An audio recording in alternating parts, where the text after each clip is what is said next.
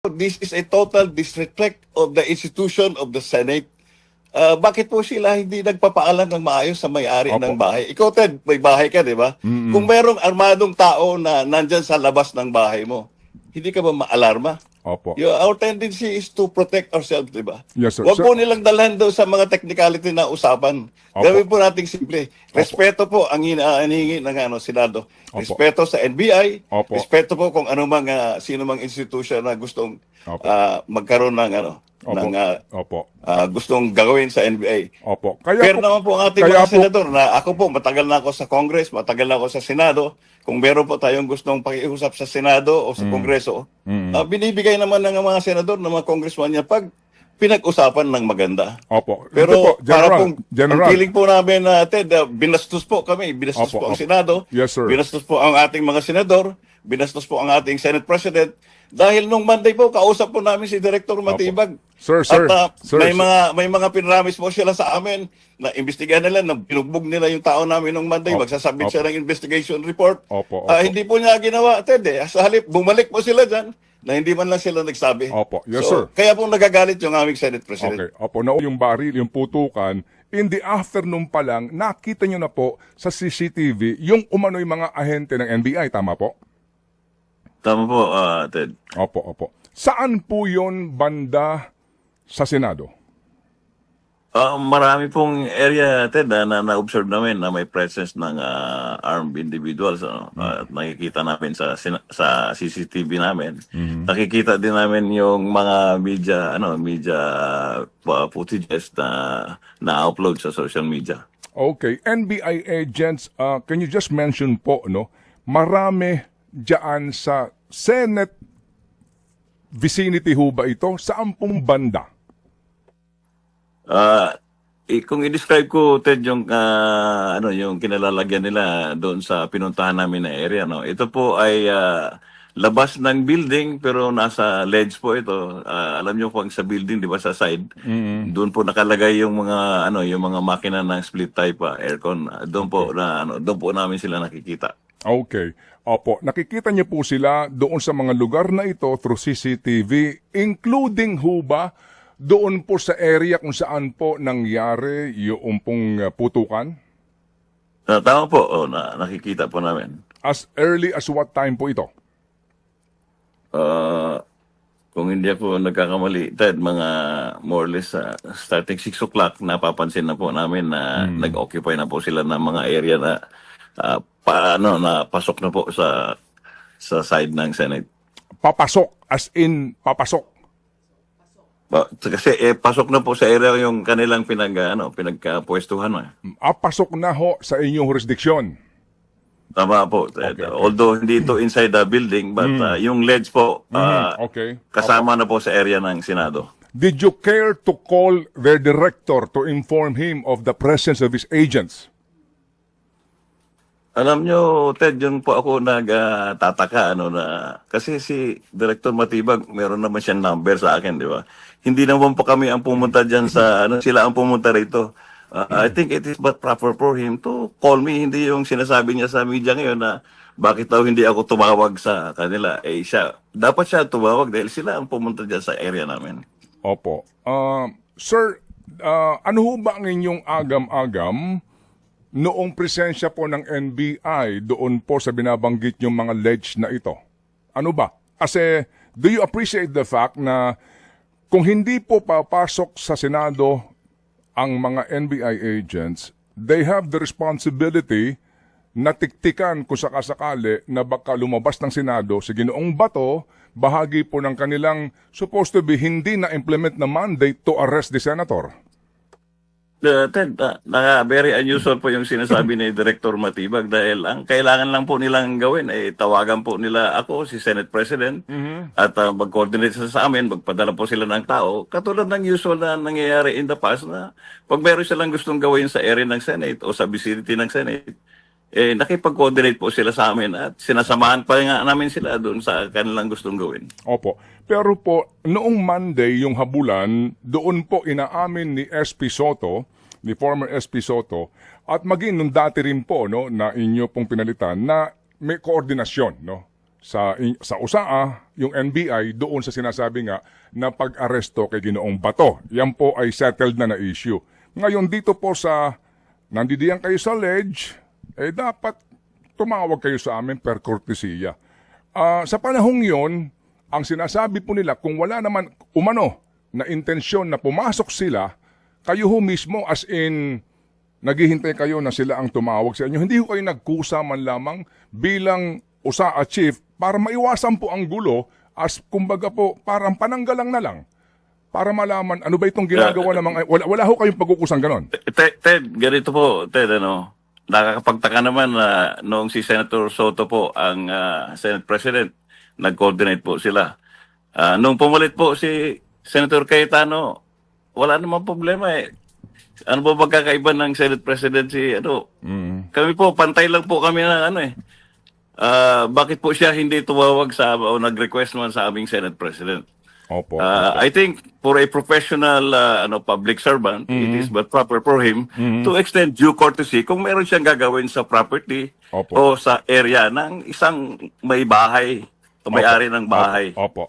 Naunawaan po namin bakit nung panahon ni SP Soto nag-coordinate kayo. So that time daw po kasi aarestuhin nila. But in this time po naman daw, wala pong ganong plano. Kung hindi, ayon po sa kanilang pahayag nga, intelligence gathering lang po. But just the same, Paano po namin malalaman, Ted, yung kanilang intention kung hindi sila nakikipag-usap sa amin? Opo. Naunawaan po natin yon na dapat nga, kung kayo nandidiyan, magsabi kayo sa amin. So, hindi po sila nagsabi. Ngayon po, yung binabanggit ninyo ng mga CCTV cameras na yan, doon po sa pinangyarihan mismo ng putukan, yung pong pintuan na iyon, nasaan po ang CCTV doon? Hindi ko po masyado Ted, pero pinare-review ko ang mga CCTV. May mga nakukuha naman kami na footages. Pero hindi ko po masabi ngayon kasi hindi ko naman na-review pa lahat. Marami po yan eh. Kasi hindi lang po doon sa area na yun ang presence na nakita namin. Marami po sa ibang floors. Mayroon din po silang mga tauhan. Sa ground floor, sa fifth floor. Marami po. Ted, hindi ko po masabi ngayon dahil mahaba po yung CCTV na re-reviewin namin. Yung nga po. Pero yun ho, di ba ho, doon sa kung saan po nandoon yung mga media, di ba yung dulo ng second floor na iyon, yun po ay merong bridge papunta mismo sa area ng GSIS, tama? Tama po. Okay, opo. Yung bridge na iyon, nasaan ang pinto? Before the bridge or after the bridge? Ang bridge kasi, ito yung open area na ito, Ted, Tapos sa magkabilaang side po, may mga pinto po kami, may emergency exit po. So, sa labas po ito. Ang pinto po ay before the bridge. Ang pinto ay before the bridge. Sino ang may hawak ng susi noong pagbubukas ng pinto papunta doon sa bridge? Ted, emergency exit po ito. So, wala po itong susi. Tinutulak lang po ito from the inside. Okay. So, meaning ito ho ay emergency exit na maaring dinadaanan din po ng mga kawani ninyo papunta doon sa bridge kung saan po may kantin din yung GSIS. Hindi ko po kabisado sa GSIS sa GSIS side. Hindi ko po alam kung ano yung meron doon sa kabilang side po. Okay. So yung pinto na ito kaninyo, walang lock ito. Wala pong lock from the inside po. Pwede po yung itulak nito kasi fire exit po ito. Kung magkakaroon ng sunog, itutulak lang po ito from the inside. Mabubuksan na po. Sige. Nung ho ba kayo pumunta doon sa dulo ng second floor, kayo ho ba ang nagtulak ng pinto papunta doon sa bridge?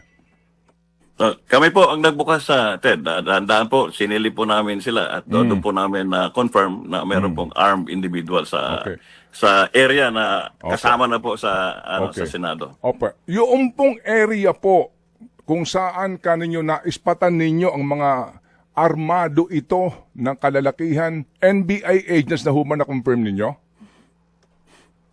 Nakikita po namin yung uniforme nila at saka nung pag-challenge naman namin nagpakilala din po sila na NBI agents. Opo. Kaya po nagbigay po kami ng verbal warning na ibaba nila yung mga baril nila. Opo. So sige, pagpasok niyo po ng pinto, dahan-dahan yung tinulak, yung area po kung nasa saan ang mga NBI agents, Anong area ito? Ito ba ay common area for GSIS and Senate? Ito ho ba ay area Senate area na po ito, Ted. Sigurado po ako, sinisigurado ko sa kanila na Senate area po ito. Kahit magkaroon po tayo ngayon ng common inspection, ituturo ko po kay Director Matibag na Senate area po ito.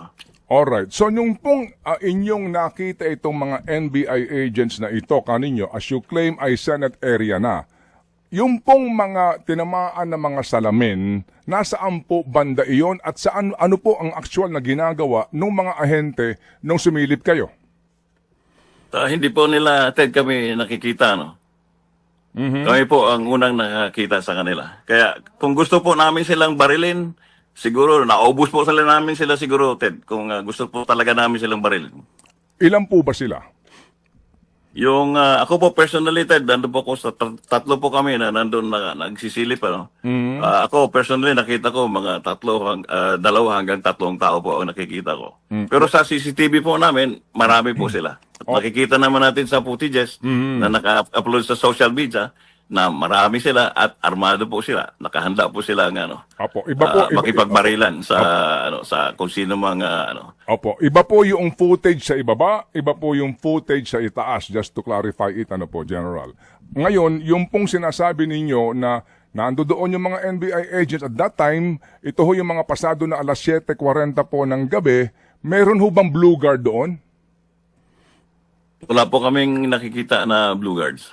Ng GSIS, wala po. Pawang, ang inyo pong identification. Ako po, Ted, ang mismo nakikita. Wala po ako nakikita na blue guards doon. Okay. Ngayon, sir, noong pong kayo'y pumasok doon, kaninyo, inaamin po ninyo, kayo po ang unang nagpaputok. Ako po ang nagpaputok ng warning shot. Opo.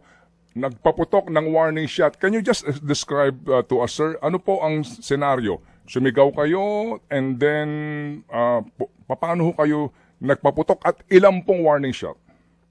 Ted, ang protocol po namin, kung may makita po kaming danger, i-challenge po namin sila kung sino po sila, yung identity nila. Pangalawa, kung may nakita kami na may baril sila o may danger na posibleng mga gagawin sila sa amin, we will order them to lower o stand down yung kanilang baril. Pero yun na po, pag nung nagbigay po ako ng order na kung ibaba nila yung mga baril at hindi naman sila nag-comply, kaya po ako nagpaputok ng warning shot. Ilan po ang inyong pinaputok, General? Isa po, Ted. Ang warning shot po, Ted, sa aking experience, isa lang po. Isa lang? Wala pong warning shot na more than one. Opo. Ang per your version of the story, nagpaputok kayo ng isang beses. Ngayon, tatlo ho ang nakita ninyo doon na mga ahente. Kano yung inyong visuals po, tatlo? Yes, madilim, Ted. So, naaninag ko lang. So, mga dalawa, tatlo, parang gano'n. Okay. And then, sa kwento po ninyo, hindi sila, pinabababa nyo ang armas, pero hindi ginawa yun, itinaas yung armas na tumutok ho ba sa inyo? Yun po yung naaninag namin. Naaaninag ninyo? Tama, ano po? Tama po, Ted. Opo. So you have the assumption po ninyo, naaaninag ninyo, pero hindi kayo sigurado. Ted, sa haba po ng aking experience bilang law enforcement instinct po ito, Ted, to protect yourself. Correct, sir. At yan nga po din, dapat kang maging handa for any eventuality, lalo na kapag ang pinag-uusapan ay kaligtasan. Pero I'm sure, sir, bilang dati pong Chief ng Directorate for Operations ng PNP, kabisado po ninyo ang lahat ng mga regulasyon tungkol dito. Ano ba regulasyon po ninyo sa pagpapaputok ng warning shot? Pag may nakita po kaming danger, Ted, hindi po naman namin binabaril yung tao kaagad. So, kaya po, yun ang purpose po ng warning shot. To send the message na dapat mag-stand down po sila. Hindi po sila pwedeng hindi mag-comply sa aming Opo. Dahil naka-ready po kami pagka meron po silang gagawin na hindi masama. Correct, sir. Na masama. Correct, sir. Napanood po namin yung visuals kung gaano kayo karami sa inyong likuran, Nung kayo nag-vest, nagkasanang barel, at sinabi niyo may huhulihin kayo. Nakita po namin kung gaano kayo karami na Marines, naka-uniforme, pulis naka-uniforme, hindi pa kasama yung tropa nyo mismo sa USAA. Ano po? Tama po yun, di ho ba? Ang dami po ninyo, ano po? Ted, hindi ko mabigay yung bilang kasi actually okay. Anyway, yun, very quickly po kami nag-assemble ng quick reaction team. Kung nakikita niyo po, kami po ang nasa unahan, USAA po, ang susunod po sa amin ay yung mga pulis, nasa likod lang po yung mga Marines. Kasi Opo. hindi naman talaga labanan ng hanap namin. Kasi kung labanan po ang hanap namin, doon na namin nilagay yung mga Marines sa unahan. Oh, yung nga po, naunawaan namin. Pero nakita po namin sa video, no, sa lahat ng coverages po, kung gaano karami ang tropa ninyo, nakatulong ninyo, kumbaga, di ho ba, no? Kung gaano karami yung Marines, gaano karami ang pulis, at kayo po mismo sa USAA. And kami po, nung nakita na namin yung video, mukha pong doon nga sa inyong pinuntahan, nandoon po sila. So, at that time po, 3 ang inyong visuals sa NBI. Yung actual lang Okay. po. Yeah, Actual. okay, yes, Pero okay. nasabi ko sa mga Opo. footages po na na-review namin, marami po kami nakitang arm. So, ang Sige. tawag po namin ito sa Okay. sa law enforcement at military parlance ay yung estimate of the situation. Yun, tama po yun. Base sa intelligence na papasok po sa amin, ganun po kadaming security Okay. yung puwersa na aming ihahanda. Opo. Kasi po, sir, para lang ho sa mga pulis na nakikinig ngayon sa atin, lalo na itong mga criminology students, para ho maintindihan ito at malaman nila ang kanilang ang tamang panuntunan, ang sinasabi po sa inyong manual, sa pulisya po na inyo pong kinalakihan, the police shall not use warning shots during police operation except when the police officer is outnumbered and overpowered. Ayo po. Ted, hindi po, mali po, Ted. Mali ito? Correct ko lang yung kanyang sinasabi. Ang warning shot po, ginagawa po namin pag meron po kaming na-perceive na danger sa buhay ng ating mga kapulisan. Sir, ito po ay official Directorate for Operations, PNP Revised Operational Procedures, Section 2.11. Ito ho ang nakasulat mismo sa inyong manual. With all due respect. Hello, Ted. Hello, Ted. Yeah, General. Opo. Ted, hindi wala na po kasi ako sa PNP ngayon, Ted. So hindi I ko know. po hindi ko po ma-reconcile yung sinasabi niyo, pero nung panahon ko po na ako'y bilang pulis, yun po ang pagkakaintindi ko, yun po ang appreciation ko ng aking nalaman. Opo. But ironically nga po, ako naintindihan ko po, no, kasi nga hindi na ho kayo police, pero ironically po, you have been the Chief of Directorate for Operations. At itong memo na ito, mismo po, ito ho yung libro para po sa operasyon ng PNP ay printed mismo at ginawa ng Directorate for Operations. Hindi na hubali, okay lang po yun. So anyway, opo, Director, ganito po. Ang nagagalit po si SP at ang iba na sinasabi, stage daw po ito, di po ba? Na ito ho ay parang drama at kaninyo, mahirap din mag-stage na kasabot mo yung NBI, di ba? Para gumawa kayo ng eksena, right? Tama po kayo, Ted. Kasi nga naman, yung NBI ang pumutok din eh.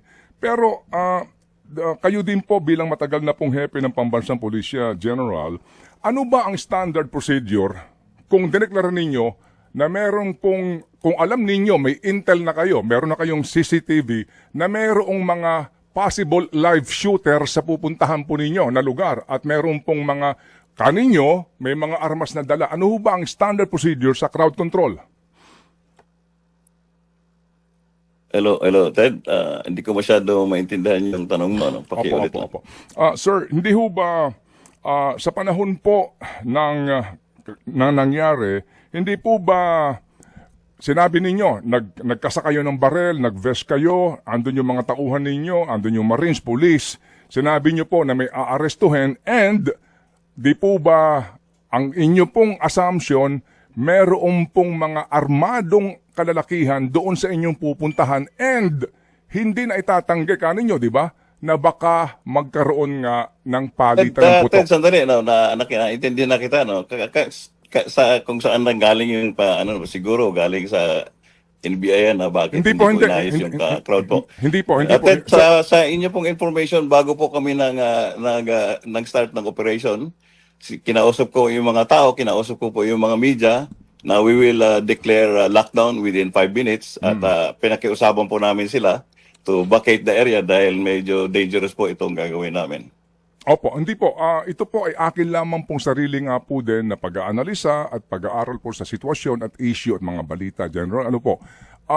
Ted, kasi masyadong komplikado na hinihimay-himay natin procedure. Simple lang po ako, Ted. Unang-una po, dapat tanungin natin sa NBI. Opo, we will ano ask ba them. ang purpose ng pagpunta po nila doon? Yes, sir. Yes, sir. Definitely po. Oh, We will so, definitely, okay. parang this is a total disrespect of the institution of the Senate.